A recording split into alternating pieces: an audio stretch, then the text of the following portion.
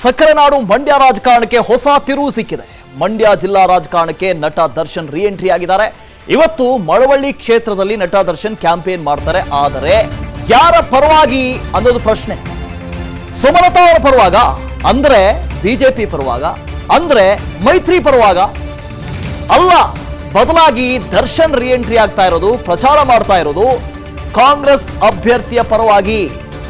ಮಂಡ್ಯ ಕೈ ಅಭ್ಯರ್ಥಿ ಸ್ಟಾರ್ ಚಂದ್ರು ಪರವಾಗಿ ಮತಬೇಟೆ ನಡೆಸಲಿದ್ದಾರೆ ದರ್ಶನ್. ಸುಮಲತಾ ಬಾವಿಗೆ ಬೀಳು ಅಂದ್ರೂ ನಾನು ಬೀಳ್ತೀನಿ ಅಂತ ನಟ ದರ್ಶನ್ ಹೇಳಿದ್ರು. ಈಗ ಸುಮಲತಾ ಬಿಜೆಪಿ ಸೇರ್ಪಡೆ ಆಗಿದ್ದಾರೆ, ಅಂದರೆ ಮೈತ್ರಿಯ ಪರವಾಗಿದ್ದಾರೆ. ಆದರೆ ದರ್ಶನ್ ಮಾತ್ರ ಕಾಂಗ್ರೆಸ್ ಅಭ್ಯರ್ಥಿಯ ಪರ ಪ್ರಚಾರಕ್ಕೆ ಇಳಿದಿದ್ದಾರೆ. ಅತ್ತ ಸಂಸದೆ ಸುಮಲತಾ ಬಿಜೆಪಿ ಅಭ್ಯರ್ಥಿಗಳ ಪರ ಪ್ರಚಾರ ಮಾಡ್ತಾ ಇದ್ದಾರೆ. ಇತ್ತ ಕಾಂಗ್ರೆಸ್ ಅಭ್ಯರ್ಥಿಯ ಪರವಾಗಿ ದರ್ಶನ್ ಪ್ರಚಾರಕ್ಕೆ ಬರ್ತಾ ಇರೋದು ಮತ್ತೊಂದು ತಿರುವು ಪಡೆದುಕೊಂಡಂತಾಗಿದೆ ಮಂಡ್ಯ ಚುನಾವಣಾ ಕಣ. ಏನ್ ಮಾಡ್ತಾರೆ ದರ್ಶನ್ ಅನ್ನೋದು ದೊಡ್ಡ ಪ್ರಶ್ನೆ ಆಗಿತ್ತು. ಸುಮಲತಾ ಅವರ ಹತ್ರನೇ ಹೇಳಿದ್ರು, ಸಾರ್ವಜನಿಕವಾಗಿಯೂ ಹೇಳಿದ್ರು, ಸುಮಲತಾ ಏನ್ ಮಾಡುವಂತಾರೆ ಅದನ್ನ ನಾನು ಮಾಡ್ತೀನಿ, ಬಾವಿಗೆ ಬೀಳು ಅಂದ್ರೆ ನಾನು ಬಾವಿಗೆ ಬೀಳ್ತೀನಿ ಅಂತ ಹೇಳಿದ್ರು. ಆದ್ರೆ ಈಗ ಕಾಂಗ್ರೆಸ್ನ ಪರವಾಗಿ ಪ್ರಚಾರ ಮಾಡೋದಕ್ಕೆ ನಿಂತಿದ್ದಾರೆ. ಇದರಿಂದ ಪ್ಲಸ್ ಏನಾಗುತ್ತೆ, ಮೈನಸ್ ಏನಾಗುತ್ತೆ?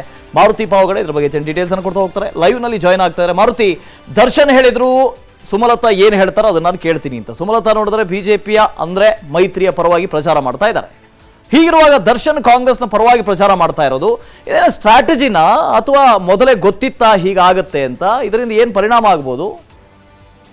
ವಾಸುದೇವ್, ಕೊನೆ ಕ್ಷಣದವರೆಗೂ ಕೂಡ ಬಿಜೆಪಿಯ ಮಂಡ್ಯ ಟಿಕೆಟನ್ನು ಗಿಟ್ಟಿಸ್ಕೊಳ್ಬೇಕು ಅನ್ನುವಂತಹ ಒಂದು ರಾಜಕೀಯ ತಂತ್ರಗಾರಿಕೆಯನ್ನು ರಾಷ್ಟ್ರೀಯ ಮಟ್ಟದ ನಾಯಕರುಗಳ ಜೊತೆ ಸಂಪರ್ಕ ಮಾಡಿ ಸುಮಲತಾ ಅವರು ಮಾಡಿದ್ರು. ಆದರೆ ರಾಷ್ಟ್ರೀಯ ಮಟ್ಟದ ಬಿಜೆಪಿ ನಾಯಕರುಗಳು ಇದ್ದಿದ್ದು ಅನಿವಾರ್ಯವಾಗಿ ಮಂಡ್ಯವನ್ನು JDSಗೆ ಬಿಟ್ಕೊಡ್ಲೇಬೇಕಾಗಿರುವಂತಹ ಒಂದು ಪರಿಸ್ಥಿತಿಯಲ್ಲಿದ್ದರು. ಹೀಗಾಗಿ ಮೈತ್ರಿ ಧರ್ಮದ ಅನುಸಾರ ಮಂಡ್ಯ ಲೋಕಸಭಾ ಕ್ಷೇತ್ರವನ್ನು JDSಗೆ ಬಿಟ್ಕೊಟ್ಟಿರುವಂಥದ್ದು.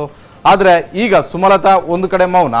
ಸುಮಲತಾವನ್ನು ಬೆಂಬಲಿಸಿದ್ದಂತಹ ನಟ ದರ್ಶನ್ ಅವರು ಕಾಂಗ್ರೆಸ್ ಅಭ್ಯರ್ಥಿಯ ಪರವಾಗಿ ಪ್ರಚಾರಕ್ಕೆ ಹೋಗ್ತಾ ಇರುವಂಥದ್ದು. ಜೊತೆಗೆ ಬಿಜೆಪಿಗೆ ಅಧಿಕೃತವಾಗಿ ಸುಮಲತಾ ಅವರು ಸೇರ್ಪಡೆ ಆದ ಬಳಿಕವೂ ಕೂಡ ಎಲ್ಲೂ ಕೂಡ ಕಾಣಿಸ್ಕೊಳ್ಳದೆ ಇರುವಂಥದ್ದು NDA ಅಭ್ಯರ್ಥಿಗಳ ಪರವಾಗಿರ್ಬೋದು, ಇಲ್ಲವೇ ಹಾಲಿ ಸಂಸದರಾಗಿ ಮಂಡ್ಯದಲ್ಲೂ ಕೂಡ ಪ್ರಚಾರಕ್ಕೆ ಹೋಗದೇ ಇರುವಂಥದ್ದು ಒಂದಷ್ಟು ಚರ್ಚೆಗೂ ಕೂಡ ಕಾರಣ ಆಗಿದೆ.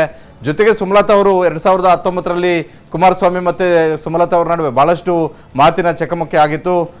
ನೇರವಾಗಿ ವೈಯಕ್ತಿಕವಾಗಿ ಮಾತಾಡುವಂಥ ಒಂದು ಕೆಲಸಗಳು ಕೂಡ ಆಗಿದ್ವು. ಹೀಗಾಗಿ ಸುಮಲತಾ ಅವರು ಅಂತರ ಕಾಯ್ದುಕೊಂಡಿರ್ಬೋದು.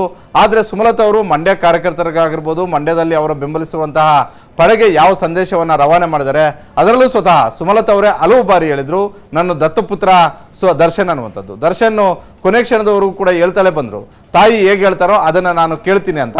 ಒಂದು ವೇಳೆ ಇವತ್ತು NDA ಮೈತ್ರಿ ಅಭ್ಯರ್ಥಿಯಾಗಿ ಕುಮಾರಸ್ವಾಮಿ ಅವರು ಕಣದಲ್ಲಿ ಇರೋದ್ರಿಂದ ಬಹುತೇಕ ದರ್ಶನ್ ಅವರನ್ನು ಪ್ರಚಾರಕ್ಕೆ ಹೋಗದೇ ಇರುವಂತಹ ಒಂದು ರೀತಿಯಲ್ಲಿ ಆ ರೀತಿ ತಡೆಯುವಂಥ ಒಂದು ಕೆಲಸ ಸುಮಲತಾ ಅವರು ಮಾಡ್ಬೋದಾಗಿತ್ತು. ಆದರೆ ಸುಮಲತಾ ಅವರು ಆ ಕೆಲಸ ಮಾಡಿಲ್ಲ ಅನ್ನುವಂಥದ್ದು ಸ್ಪಷ್ಟವಾಗಿ ಇವತ್ತು ದರ್ಶನ್ ಅವರು ಮಂಡ್ಯಗೆ ಹೋಗ್ತಾ ಇರೋದ್ರಿಂದ ಅದು ಎದ್ದು ಕಾಣಿಸ್ತಾ ಇದೆ.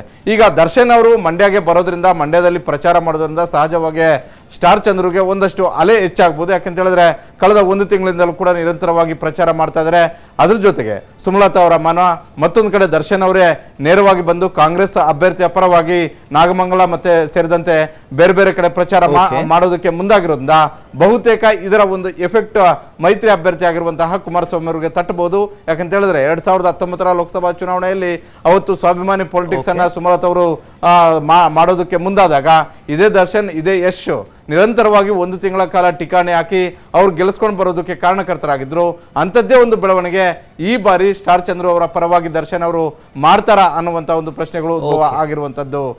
Vasudev, okay, thank you Maruti. ಅನುಕ್ಷಣದ ಸುದ್ದಿಗಳಿಗಾಗಿ Vistara news YouTube channel subscribe ಮಾಡಿ. ಹೊಸ ಸುದ್ದಿಗಳ ನೋಟಿಫಿಕೇಶನ್ಗಾಗಿ ಬೆಲ್ ಐಕಾನ್ ಕ್ಲಿಕ್ ಮಾಡಿ.